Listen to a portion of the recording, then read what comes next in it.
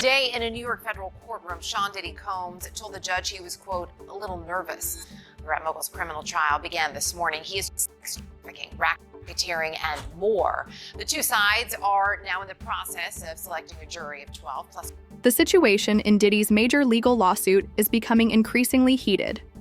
On the third day of jury selection, everyone is tense, including Diddy's powerful legal team and the prosecutors. However, what truly stoked a fire beneath Diddy? Someone with experience in celebrity trials was brought in by the judge, Ben Chu, the same attorney who assisted Johnny Depp in winning his substantial case against Amber Heard. Built a reputation as one of the most talented actors in Hollywood. A respected artist whose name was associated with success at the box office. Today, his name is associated with over the first 2 days alone, 167 potential jurors were brought in to determine who could fairly serve in Sean Diddy Combs' high-profile trial. Out of that large pool, 49 were immediately dismissed, most due to clear biases or inability to serve. The remaining candidates faced nearly 100 rapid-fire yes or no questions, probing everything from their media habits to their personal opinions about Diddy himself. Some were openly skeptical about the music mogul. Others hesitated, unsure if they could remain truly impartial in a case so saturated with celebrity controversy. By day 3, the list had been narrowed to just 35 potential jurors. They come from diverse walks of life, from graphic designers and social workers to doctors and factory workers. Their ages range from their 30s all the way into their 80s, and their sources of news are just as varied: YouTube, social media, traditional newspapers, and more. This mix of jurors adds an unpredictable layer to the trial. In a world where celebrity voices dominate the media, these jurors will inevitably be exposed to famous personalities publicly choosing sides, potentially influencing their perception of the case. Take Dr. Umar, for instance, a vocal public figure whose comments could subtly shape opinions before the evidence is even fully heard. About the Diddy trial that's coming up in a few days. I think it's coming up in about 4 or 5 days. How you feel about Cassie testifying against Diddy? Yes, sir. First of all, it should be absolutely illegal for Cassie to testify against Diddy. When he paid her off, I believe there was an NDA involved in that situation. He was paying her off to shut up and go away. After all the money he paid her, after her signing an NDA, how can she then be brought back into court to testify against him? It reminds me of Bill Cosby. Some of those women who lied on Bill Cosby during his sex abuse cases had NDAs. And the court let them break the NDA. You never see this with a white man accused of the same. You never see this with a Caucasian accused of the same. His lawyer should do all that they can to fight against Cassie testifying. She wasn't sex trafficking. So why are you testifying in a sex trafficking case? He is not being charged with crimes against Cassie. He's being charged with crimes against others. Cassie was paid and dismissed. Why is she being brought back into court after taking that man's money and testifying against him? That right there is clearly an excessive and abusive use of the law. Absolutely wrong. I do not like it. As far as Puffy asking for his case to be delayed, I agree with that. Remember, one of his lawyers recused himself, okay, at least one of them. So he probably has, some new people on his legal team. They got to get reacclimated and get caught up with what's going on.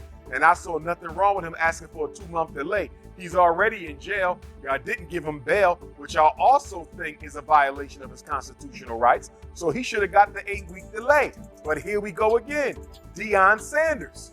We want to make an example out of Puff. And of course, Deion wasn't accused of what Puffy is being accused of, but we want to make an example out of Sean Puffy Combs.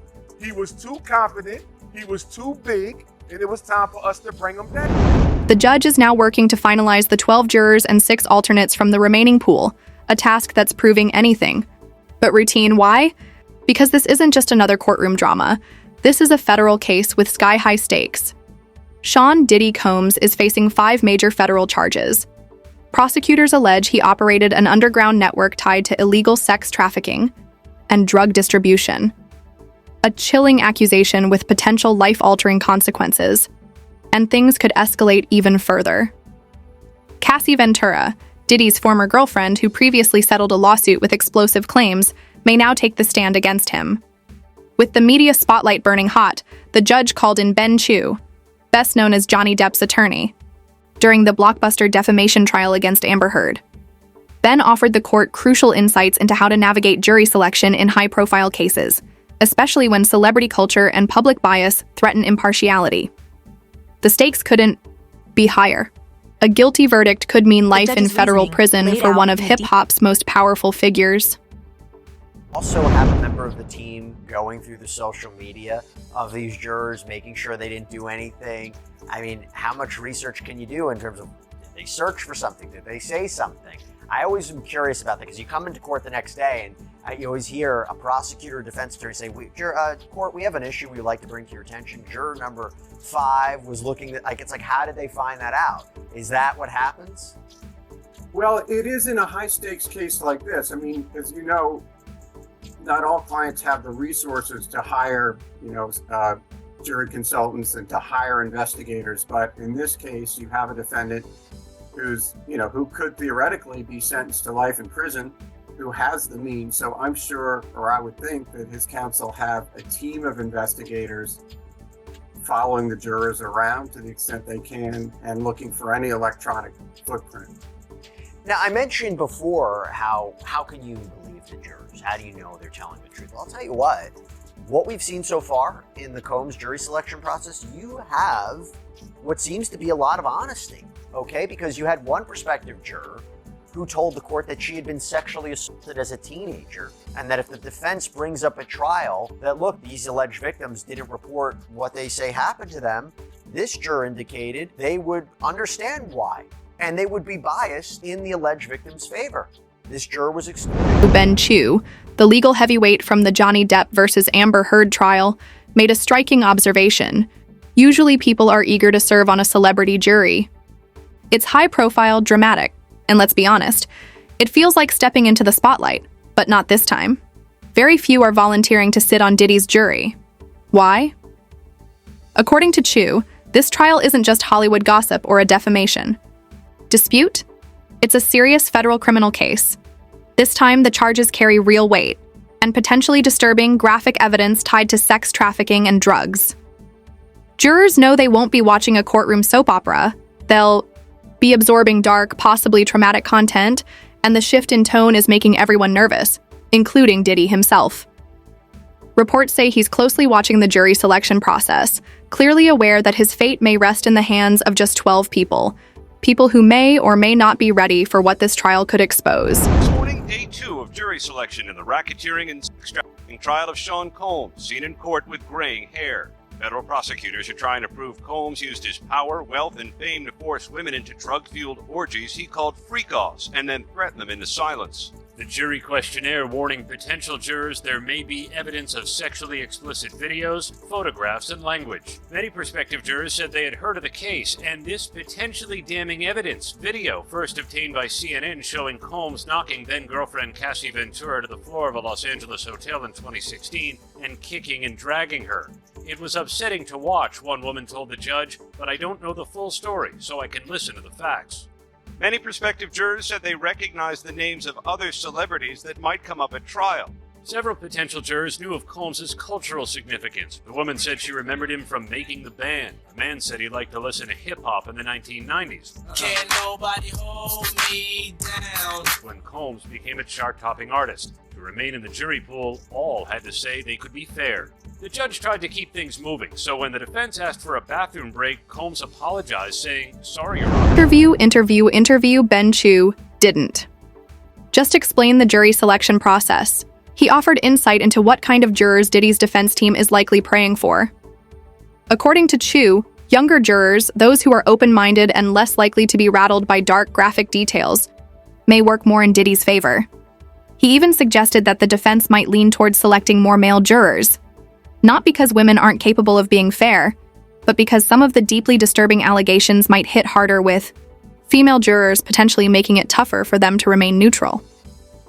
In a trial this explosive, psychology matters, and the defense is calculating every move. You put Johnny Depp on the stand, it's always a high-risk strategy. It worked for you. If you were representing Sean Diddy Combs, would you put him up? Well, we put Johnny up because he was telling the truth. So that was a very easy decision to make, and he had the burden of proof, and frankly, we couldn't have stopped him even if we wanted to, but we didn't want to. Telling the truth as he did over several days, you're not telling the truth, field attorneys on the other side are going to puncture that. I believe in that system. I think in this case, I don't think he's got any choice. Given that video, he's got to explain it. He's got to say that he's terribly sorry for it, but that was an aberration. That's not who he is. He simply has to. And here's where the real drama kicks in. Sources close to the courtroom say Diddy was furious when the judge brought in Johnny Depp's former attorney, Ben Chu, to consult on jury selection. Insiders claim he completely lost it behind the scenes. His legal team hadn't anticipated the move, and the surprise left them scrambling. Why the panic? Because Diddy knows the jury can make or break this case, and bringing in a high-profile lawyer like Chu, especially someone who successfully helped sway public opinion in Depp's favor, could shift the entire dynamic of the trial. For Diddy, the stakes just got even higher. Starting Friday, the real chess game begins. Both the prosecution and defense will begin using their peremptory challenges, a powerful tool that lets them strike jurors without giving any explanation, as long as it's not about race or gender. If the judge suspects bias, they can shut it down, but things are already getting messy. One potential juror was dismissed after revealing they worked at HBO, the same network that just dropped a documentary about Diddy. Another candidate failed to mention they were employed at the Legal Aid Society, an organization that helps defend people in criminal cases, yet the judge still allowed them to stay, saying their answers passed the test. According to legal expert Ben Chu, this phase could be absolutely critical for Diddy's defense. Because who ends up in that jury box will determine the tone, and possibly the outcome, of the entire trial.